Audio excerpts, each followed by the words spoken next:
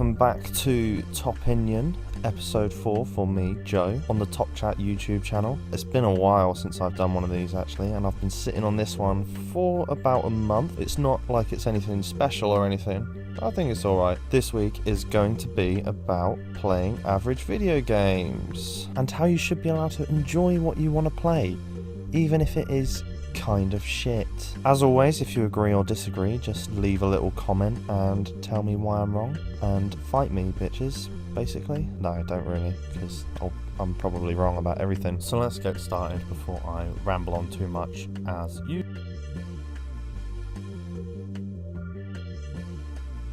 So far in 2019, we've enjoyed a fair few well-reviewed games, such as Sekiro, Shadows Die Twice, Devil May Cry 5, Resident Evil 2, and The Division 2. For the most part, these games have been scoring 8, 9, or even 10 out of 10s, and based on those scores alone, have given these games a lot of respect, and deservedly so. But for every 90-something game on Metacritic, there's going to be 5 games that are getting middle of the road 6s or 7s. These games obviously aren't held in such esteem within the gaming community, but with a few releases this year, namely Crackdown 3 and Anthem, there has been a lot of negativity around these games, with people asking the question, why are you playing such a mediocre game?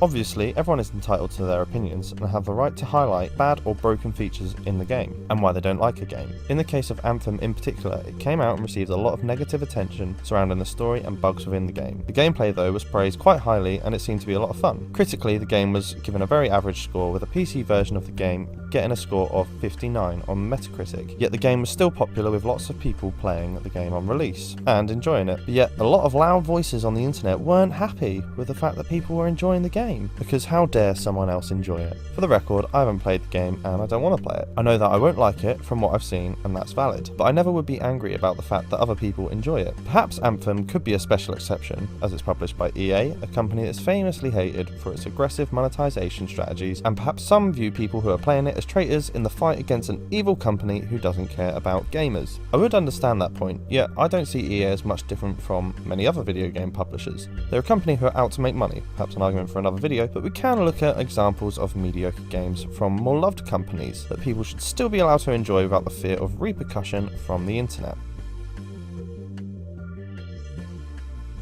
One example of a well-respected company, at the time at least, is Bethesda Game Studios, when they released 2015's Fallout 4 on the back of their massive last release of Elder Scrolls V Skyrim and triumphant return of Fallout when Fallout 3 was released. And Fallout 4 to some gamers wasn't what they wanted. It didn't elaborate on what Fallout 3 had done well, perhaps some systems were made even worse. It was still a good game, but the expectation that comes with any Fallout title weighed it down in terms of being universally well received. But the vocal minority on the internet don't seem to be able to accept when someone says they enjoy Fallout 4. The typical response is, but it's not as good as Fallout 1, 2, 3 or New Vegas. And that could be true, but why does that invalidate the joy someone is getting from Fallout 4? We live in a world of endless hours of media products, be it games, TV shows, films, etc., constantly being released, so that there's always something new coming along. With such a variety of people of varying dispositions to certain games, everyone is going to enjoy something different. I for one enjoy taking care of my settlement and base building in Fallout 4, because I tend to be attracted to games with an element of building and base management. So I enjoy it, others don't,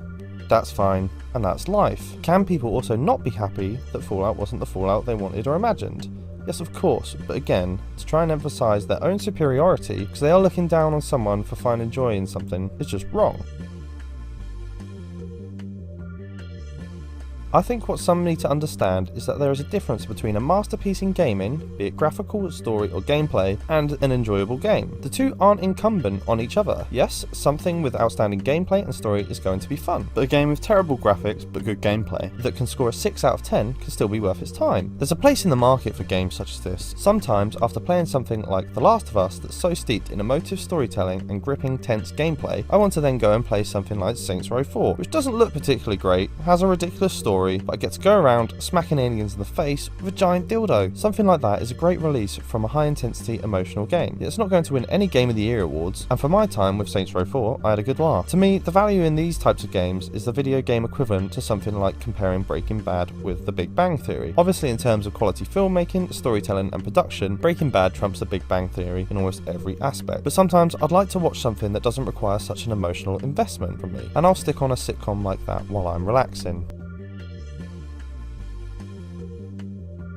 The scale in which we tend to base our judgment on whether a video game is worth our time or not is the typical 100-point Metacritic scale. We all look to see what the latest games are receiving within that scale, and on occasion decide from that score if the game is worth our purchase or not. But what makes a game score in the 80s or 90s that are deemed to be masterpieces worth our time? Of course, it's the usual suspects such as gameplay, story, graphics, and how they combine to create a brilliant experience. But of course, you can't have an 80 or 90 without a 60 or 70. If everything was an 80 or 90, then nothing would be. Even if you can't find it within yourself to touch an average scored game because something like Crackdown 3 would be beneath you, there's still room for appreciation of these games and the effort to put in to support the games at the top. Sometimes a game will try something completely new and not pull it off quite well enough. In the future, this can be mastered properly and become a core feature in games in the future. When No Man's Sky was released by Hello Games, it was trying something new. False promises aside, procedural generation hadn't been used in that way before to create a universe of unique planets and creatures. Okay, you can argue that it wasn't done very well and its score was pretty mediocre, but it took the risk to try something new and set a precedent in the industry. Perhaps in the future we will have games that learn from the mistakes Hello Games made, and we will have a true universe of unique planets. Perhaps Mass Effect 5 will let us explore the whole of the galaxy this time around. I don't believe any developer sets out to make a bad game. They want to make the best game that they can, but there are so many moving parts to be taken into account when developing a video game. A small budget means less time to develop, less tools to develop, and less employees to develop the game. This often results in a game being of poorer quality. Even things like publishers forcing features like loot boxes in games can ruin a game's overall critic score. But even all the best will in the world can result in a mediocre game. And for people to harass and abuse these developers is sickening and unacceptable. This by no means gives developers a free pass to take advantage of gamers in any way or create substandard products. But why can't any negative energy be channeled into constructive criticism to move the industry forward rather than turn it into a toxic pit, where anyone who puts their passion, heart and soul into a video game gets spat back out? Let's just start enjoying things. Play the games that you want to play. There's plenty of different ones out there, and let everyone else enjoy the games that they want.